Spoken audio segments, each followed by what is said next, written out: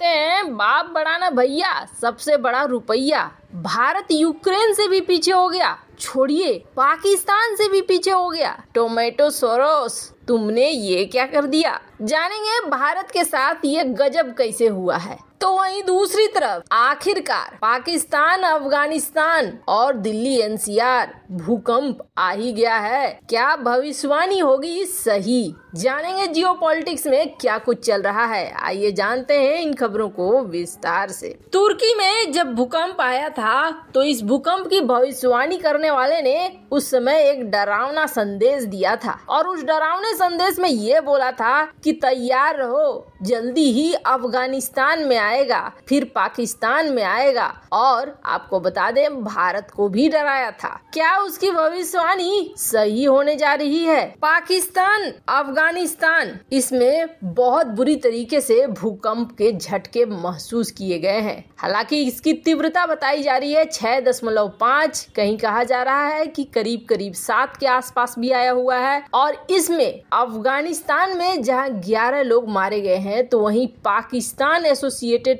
Press के अनुसार 100 से ज्यादा लोग स्वात वैली रीजन के पाकिस्तान के ये हॉस्पिटल में हैं। यहाँ पर इमरजेंसी सर्विस लग चुकी है। अब इस अर्थक्वेक का सेंटर कहाँ था तो जान लीजिए, ये अफगानिस्तान में इसका सेंटर था और तजाकिस्तान से लेकर भारत तक इसकी तीव्रता को महसूस किया गया है। इस्लामाबाद की कई बिल्डिंगों में क्रैक देखने को मिल रहा है, ऐसा पाकिस्तानी मीडिया कह रही है। तालिबान में तो 11 लोगों की मौत की पुष्टि भी हो रही है। कहा जा रहा है कि अभी और भी कुछ खबरें निकल कर आ सकती है। जैसे जैसे डिटेल निकल कर आएगा वैसे वैसे आंकड़ों के बारे में सफाई निकल कर आएगी। अब पाकिस्तान के मौसम विभाग के अलावे अमेरिकी जियोलॉजिकल सर्वे की तरफ से भी इस भूकंप की पुष्टि की गई है। वहां बताया जा रहा है कि रिएक्टर स्केल पर भूकंप की तीव्रता 6.8 के आसपास है। रावलपिंडी में हालात ऐसे हो गए कि लोग अपने घरों से बाहर भाग रहे थे और कुरान पढ़ रहे थे। इस्लामाबाद, लाहौर और देश के कई हिस्सों से इसी तरीके की खबरें निकल कर आ रही थी। भूकंप के झटके के महसूस होने के बाद टीवी फुटेज में नागरिकों को अपने घरों और इमारतों से बाहर सड़कों पर दिखाया गया। अफरा तफरी सी मच गई। अब अफरा तफरी सी मचने के पीछे कई कारण हैं। एक तो पाकिस्तान के अंदर हालात पहले से खराब हैं और दूसरी बड़ी बात यह है कि तुर्की में जिस तरीके का हालात बना और तुर्की में जिस तरीके की तबाही मची है, ये अभी भी लोगों के नजरों के आगे नाच रही है। और ऐसे में ये दूसरी बार इस तरीके का हो तो डर तो लगेगा ही कि कहीं तुर्की वाला हाल न हो जाए। वैसे पाकिस्तान के साथ ऐसा है कि एक मुसीबत खत्म नहीं होती है और दूसरी मुसीबत आ जाती है। बाढ़ और बाढ़ के बाद भूकंप है। जहां एक तरफ ये सब कुछ चल रहा है तो वहीं दूसरी तरफ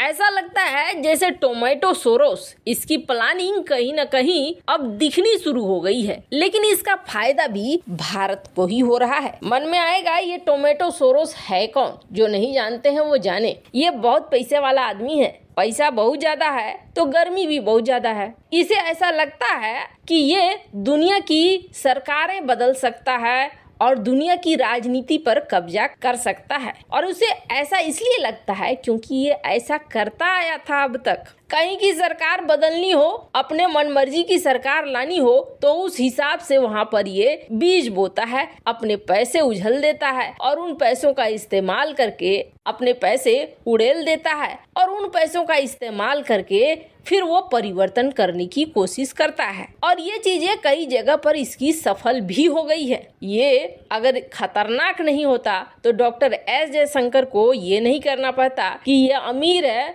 बूढ़ा है और एक नंबर का खतरनाक है। इसने एकदम खुलेआम पीएम मोदी को ये कहा कि पीएम मोदी सही प्रधानमंत्री नहीं है और यहाँ बहुत सारी चीजें गलत होती है। इसने रूस यूक्रेन लड़ाई के विषय में अभी तक सीधे सीधे नहीं बोला है। इसने ये भी कह दिया कि मैं $1 बिलियन खर्च करने को तैयार हूँ और ये सरकार बदलनी है। अब आप सोचेंगे कि ये बंदा खुलेआम इतनी सारी बातें बोल रहा है, इसके पीछे कुछ तो होगा। दरअसल इसे लग रहा है कि दुनिया अभी भी वहीं पर है। पहले बहुत आसान होता था ऐसे लोगों के लिए जिनके पास बहुत सारा पैसा होता था था ये बहुत तरीके से बदल सकते थे, लोगों के अंदर ऐसा विचार पैदा कर देते थे, लोगों का ब्रेन वॉश कर देते थे इन पैसों की वजह से। आसान हो जाता है जब आपके ही घर में विद्रोह होने लगे, आप अपने विद्रोह को संभालेंगे, अपनी कुर्सी संभालेंगे, देश संभालेंगे या बाहरी लोगों से अपने देश को संभालेंगे। इस जॉर्ज सोरोस के कई संगठन निकलकर सामने आने लगे। एक संगठन वो भी निकलकर सामने आया जहां जॉर्ज सोरोस की फंडिंग होती है और इसने राफेल को लेकर केस किया था। राफेल मामला तो याद ही होगा, जिसको लेकर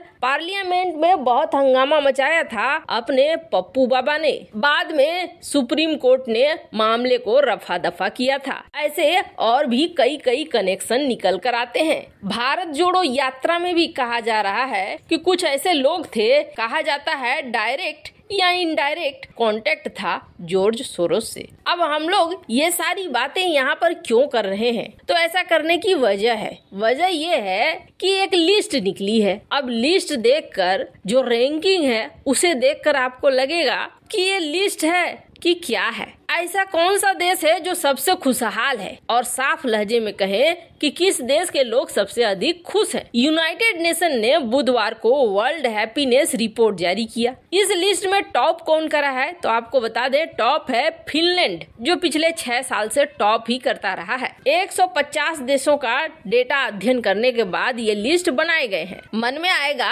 हमारा भारत किस नंबर पर है, बताएंगे। और पहले पाकिस्तान का नंबर सुन लीजिए। पाकिस्तान जहां आटे के लाले पड़े हैं और हम जहां चांद पर जाने की सोचते हैं तो वो चंदा मांगने की सोचते हैं। हमारा कंपटीशन नासा से है तो उनका सत्यनाशा से। उनका नंबर है 108। अच्छा, और आते हैं भारत के पड़ोसी। म्यांमार का है 72, नेपाल का है 78, बांग्लादेश का है 102। अच्छा, यूक्रेन कहाँ है? 92 पर है यूक्रेन, जहां इस वक्त अफरा तफरी मची हुई है, लोग भाग रहे हैं, इधर उधर जा रहे हैं। तो भारत का नंबर क्या है? भारत का नंबर है 125। माने भारत से ज्यादा खुश तो नेपाल के लोग हैं, बांग्लादेश के लोग हैं, और छोड़ो पाकिस्तान के लोग हैं, उनको भी छोड़ो, यूक्रेन के लोग हैं, ये सारे लोग खुश हैं। इस रैंकिंग में भारत 125वें नंबर पर है। वैसे आपको बता दे, पिछली बार की तुलना में भारत ने कई सीढ़ियां चढ़ी है। पिछली बार भारत 139वें नंबर पर था। ऐसा नहीं लगता है कि अब ये रैंकिंग वाले जो सिस्टम है इस पर धीरे धीरे लोगों का भरोसा खत्म हो जाएगा? भारत को अफ्रीका और अफगानिस्तान जैसे देशों के साथ लाकर खड़ा कर दिया है कि तुम्हारे यहाँ लोगों की दुर्गति ऐसी है। यूएन में दीमक लग चुका है, ये बात तो तय है। लेकिन यूएन ना अब ये सारे इंडेक्स निकाल कर खुद को बता भी रहा है कि मुझे तोड़ो और तोड़कर मुझे फिर से बनाओ, मुझे जंग लग चुका है। वैसे इन सब मामले में आपकी क्या राय है? कमेंट कर जरूर बताएं।